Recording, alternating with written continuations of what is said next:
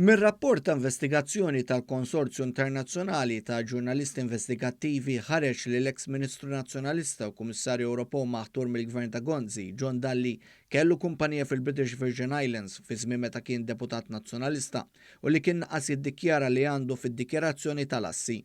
Skont dan ir-rapport il-prova li Dalli għandu din il-kumpanija ġejja minn dokument li ħareġ fil-beraħ f'dawk imsejħa bħala il-Pandora Papers.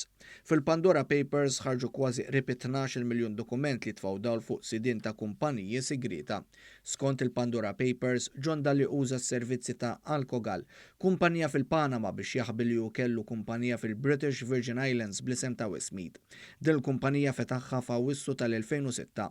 B'reazzjoni għal dan ir-rapport Dalli saħaq li l-kumpanija Westmead kienet waħda attiva u kien ħadha fideh minħabba li kellu xi xogħol barra minn Malta. Iż-żewġ uliedu Claire Gauci Borda u Luisa Dalli kienu ħadu fidejhom il-kumpanija aktar tard. Dalli saħaq ukoll li fi żmien li hu kien Kummissarju Ewropew warid jiddikjara biss l-assi u l-interessi finanzjarji li setgħu ħolqulu konflitt ta' interess f'xogħlu. Skont investigazzjoni rapportata fuq it-Times, il-kumpanija Maltija Finco għenet lil John Dalli biex jiftaħ il-kumpanija Westmead fil-British Virgin Islands. Finco li diretturi fuqha hemm fost oħrajn Paul Bonello u Arthur Gallia Salamone qalet li hija sempliċement introduċiet lil John Dalli bħala klijent lil kumpanija Alcogal fil-Panama biex Dalli fetaħ kumpanija fil-British Virgin Islands.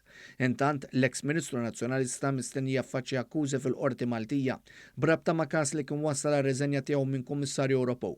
Dalli kien irriżenja wara li allegatament kollaboratur tiegħu kien involut f'attentat ta' tixħim ta' 60 miljun euro biex tinbidel liġi Ewropea dwar l-snus, forma ta' tabak li ma jitpejjibx.